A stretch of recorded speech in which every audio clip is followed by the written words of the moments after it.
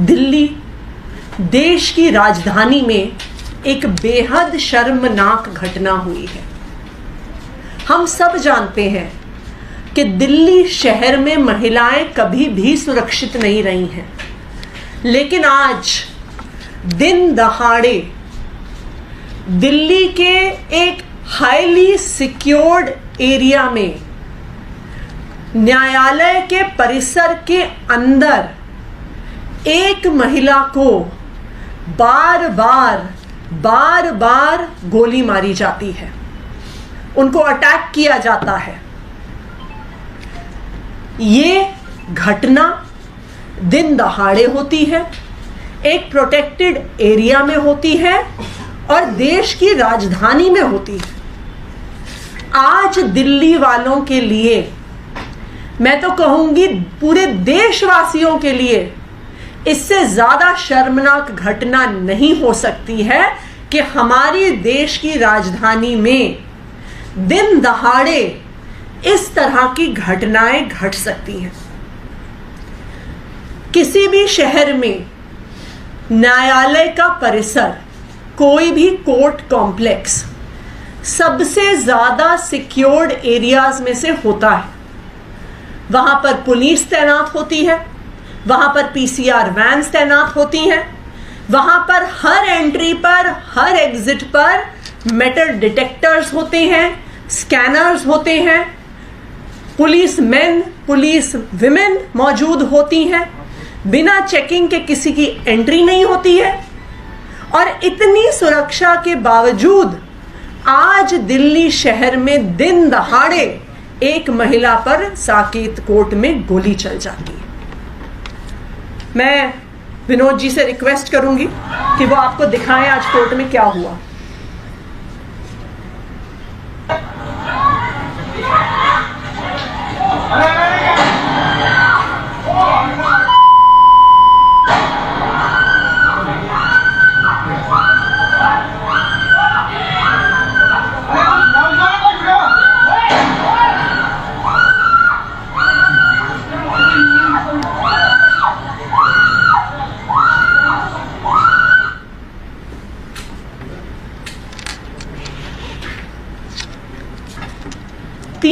तीन बार इस महिला पर साकेत कोर्ट के अंदर गोली चली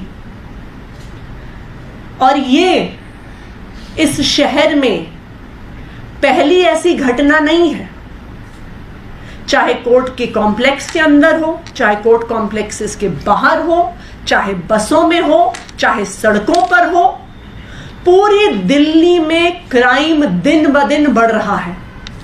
आप पिछले कुछ दिनों के ही अखबार उठाइए, आपको बहुत ज्यादा अखबार उठाने की भी जरूरत नहीं है, आप कुछ दिन के अखबार उठाइए तो हम देख सकते हैं कि 11 अप्रैल को गोकुलपुरी में एक बुजुर्ग दंपत्ति को चाकू से उनका गला काट के मार दिया गया था। ये 11 अप्रैल की बात है। 12 अप्रैल को किसी व्यक्ति ने अपने परिवार के एक सदस्य को पीट पीट कर डंडे से मार डाला, दिन दहाड़े हुआ। 11 अप्रैल को राजौरी गार्डन में एक 47 साल के पुरुष को दिन दहाड़े मारकर पीटकर उनकी हत्या हो जाती है।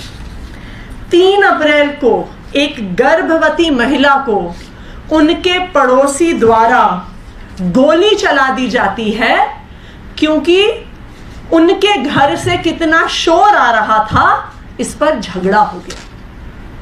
ये तो पिछले एक हफ्ते के अखबार से 10 मिनट में निकाली हुई स्टोरीज हैं।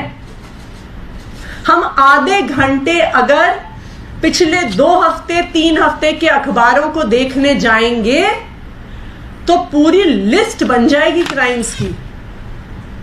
आज दिल्ली के लोग अपने घरों के अंदर सुरक्षित नहीं है, अपने घरों के बाहर सुरक्षित नहीं है, यहां तक कि न्यायालय में भी सुरक्षित नहीं है। आज मैं दिल्ली के लोगों से और देश के लोगों से यह पूछना चाहूंगी कि इसके लिए कौन जिम्मेदार है। आज दिल्ली में बिगड़ती हुई इस कानून व्यवस्था के लिए कौन जिम्मेदार है? आज महिलाओं पर दिन दहाड़े हो रहे अपराधों के लिए कौन जिम्मेदार है?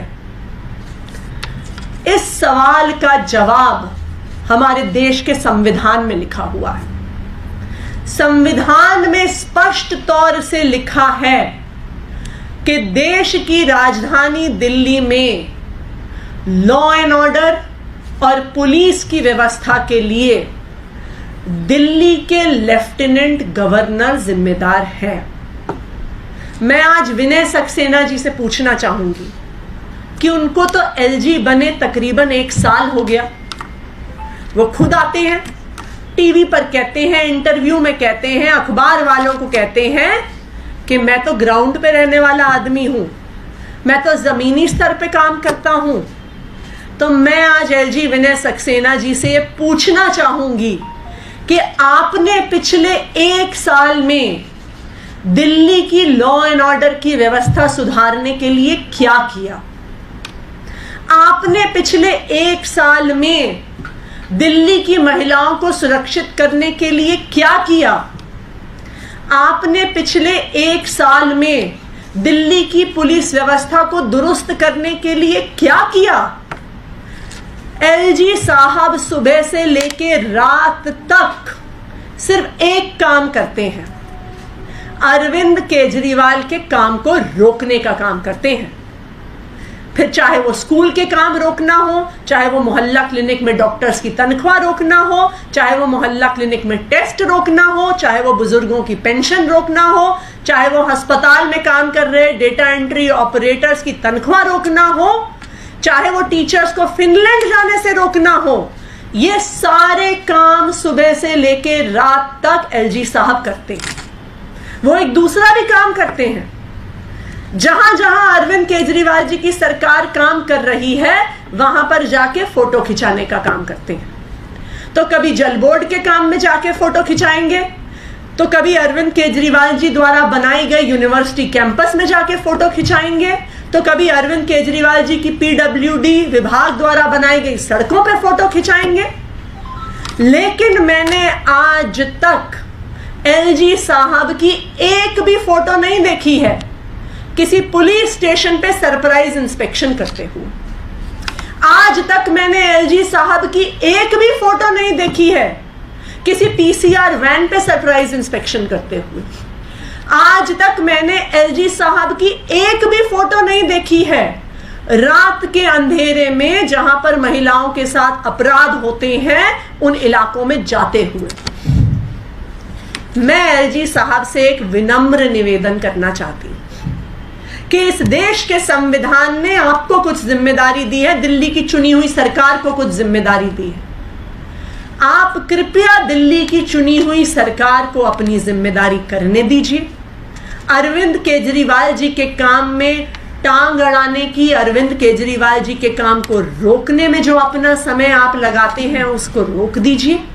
और जो जिम्मेदारी आपको देश के संविधान ने दी है कि आपको दिल्ली की सुरक्षा व्यवस्था को दुरुस्त करना है, आपको दिल्ली की कानून व्यवस्था को दुरुस्त करना है, आपको दिल्ली की पुलिस व्यवस्था को दुरुस्त करना है, मेरा आपसे हाथ जोड़ के निवेदन है, एक महिला होने के नाते, इस महिला की चीखें सुनने के नाते, कि आप कृपया अपनी जिम्मेदारी निभाएं, अरविंद केजरीवाल जी को अपनी जिम्मेदारी निभाने दें, दिल्ली की महिलाओं को, दिल्ली के बुजुर्गों को, दिल्ली के बच्चों को एक सुरक्षित दिल्ली देने के लिए काम करें।